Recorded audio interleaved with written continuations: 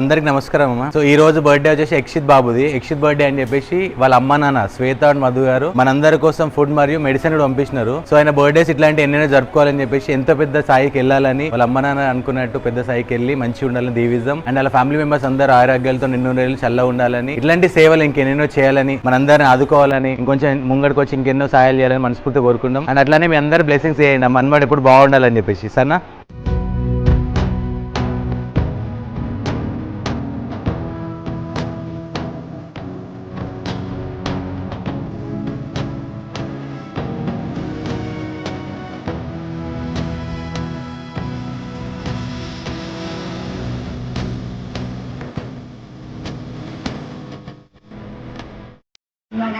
చల్లకుండా ఎప్పుడు మంచిగా ఉండాలి. ఇంకా పిల్లలు చాలా తట్టుకొని మళ్ళీ రావాలి. హ్యాపీ బర్త్డే ఎప్పుడు రెండు రెండు వర్దిల్లాలి, చల్లగా ఉండాలి.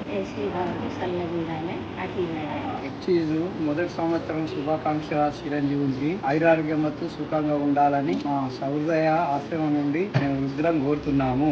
ఎప్పుడు ఇలాగనే వర్క్ చేసుకోవాలని పుట్టినరోజు సందర్భంగా ఈరోజు సహృదయ అనాథ వృద్ధాశ్రమంలో అన్నదాన కార్యక్రమం ఏర్పడింది. వాళ్ళ తల్లిదండ్రులు కృతజ్ఞత తెలుస్తున్నాము. ఇటు ఆయుష్ ఆరోగ్యాలతో ఉండాలని కోరుకుంటున్నాము. పుట్టినరోజు సందర్భంగా మాకు అన్నదాన కార్యక్రమాలు చేసినందుకు ఇటువంటి కార్యక్రమాలు మరి ఎన్నో చేసుకోవాలని ఆ భగవంతుని ప్రార్థించుకుంటూ అల్లగా అందరూ ఉండాలని హ్యాపీ బర్త్డే సంతోషం.